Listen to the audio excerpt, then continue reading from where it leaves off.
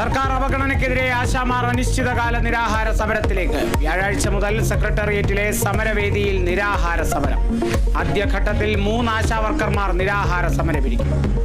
അവഗണനയ്ക്കെതിരെ ആളിക്കത്തി ആശാവർക്കർമാരുടെ പ്രതിഷേധം. സെക്രട്ടേറിയറ്റിന്റെ കവാടങ്ങളും MG റോഡും ഉപരോധിച്ചു.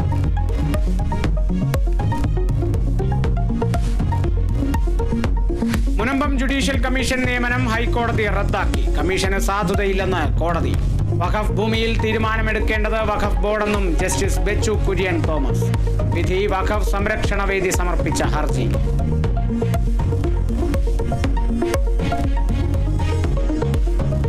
പ്രശസ്ത ഗാനരചയിതാവ് മങ്കൊമ്പ് ഗോപാലകൃഷ്ണൻ അന്തരിച്ചു. വിയോഗം ഹൃദയാഘാതത്തെ തുടർന്ന് കൊച്ചിയിലെ സ്വകാര്യ ആശുപത്രിയിൽ.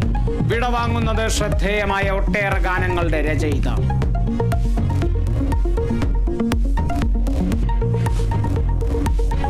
കേന്ദ്ര ധനമന്ത്രി നിർമ്മല സീതാരാമനുമായി മുഖ്യമന്ത്രി നടത്തിയ ചർച്ച സഭയിൽ ഉന്നയിച്ച് പ്രതിപക്ഷം. നിർമ്മല സീതാരാമനുമായി എന്ത് അനൌദ്യോഗിക സന്ദർശനമാണ് നടത്തിയതെന്ന് രമേശ് ചെന്നിത്തല. നടന്നത് ബ്രേക്ക്ഫാസ്റ്റ് മീറ്റിംഗ് മാത്രമെന്ന് മുഖ്യമന്ത്രിയുടെ വിശദീകരണം. ഗവർണർ ഇട്ട പാലത്തിലൂടെ അങ്ങോട്ട് പോയതല്ലെന്നും പ്രതിപക്ഷത്തിന് മറുപടി.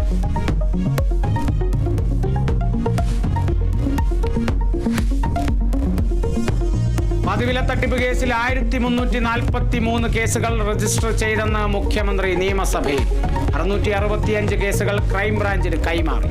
അന്വേഷണം മികച്ച രീതിയിലെന്നും മുഖ്യപ്രതികളുടെ ബാങ്ക് അക്കൗണ്ടുകൾ മരവിപ്പിച്ചെന്നും മുഖ്യമന്ത്രി.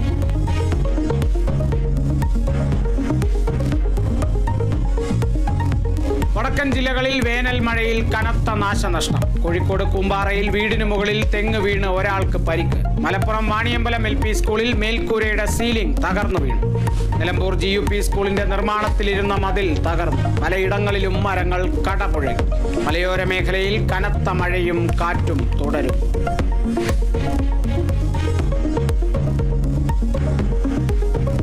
ആനയെഴുന്നള്ളിപ്പിന് നിയന്ത്രണം ഏർപ്പെടുത്തിയ ഹൈക്കോടതി ഇടക്കാല ഉത്തരവ് സുപ്രീം കോടതി സ്റ്റേ ചെയ്തു. ആനയെഴുന്നള്ളത്ത് സംസ്കാരത്തിന്റെ ഭാഗമെന്ന് സുപ്രീം കോടതി. ഉത്സവങ്ങളിൽ ആനയെഴുന്നള്ളിപ്പ് പൂർണ്ണമായി തടയാനുള്ള നീക്കമെന്ന് വിമർശനം. കാട്ടാനകളുടെ സർവേയും നിർത്തിവെക്കാൻ നിർദ്ദേശം.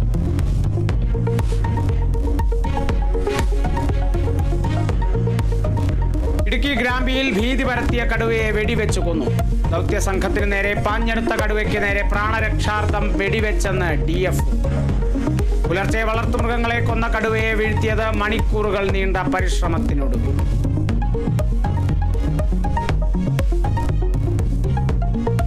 കരുവന്നൂർ സഹകരണ ബാങ്ക് തട്ടിപ്പ് കേസിലെ അന്വേഷണ ഉദ്യോഗസ്ഥനെ നീക്കി ED. നീക്കിയത് കൊച്ചി മേഖലാ ഡെപ്യൂട്ടി ഡയറക്ടർ P. രാധാകൃഷ്ണനെ. നടപടി കേസിൽ കുറ്റപത്രം സമർപ്പിക്കാനിരിക്കും.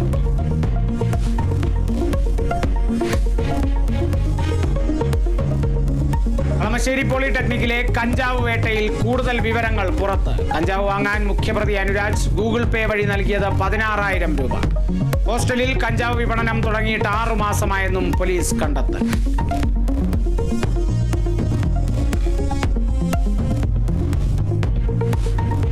മലപ്പുറത്ത് രാസലഹരി നൽകി പ്രായപൂർത്തിയാവാത്ത പെൺകുട്ടിയെ വർഷങ്ങളോളം പീഡിപ്പിച്ചയാൾ അറസ്റ്റിൽ. പിടിയിലായത് വേങ്ങര ചേറൂർ സ്വദേശി അബ്ദുൾ ഗഫൂർ. 2020 +1 വിദ്യാർത്ഥിനിയായിരിക്കെ തുടങ്ങിയ പീഡനം 2025 വരെ നീണ്ടു. നഗ്നദൃശ്യം പകർത്തി സ്വർണ്ണാഭരണവും തട്ടി. പെൺകുട്ടി നേരിട്ടത് കൊടിയ പീഡനമെന്ന് പോലീസ്.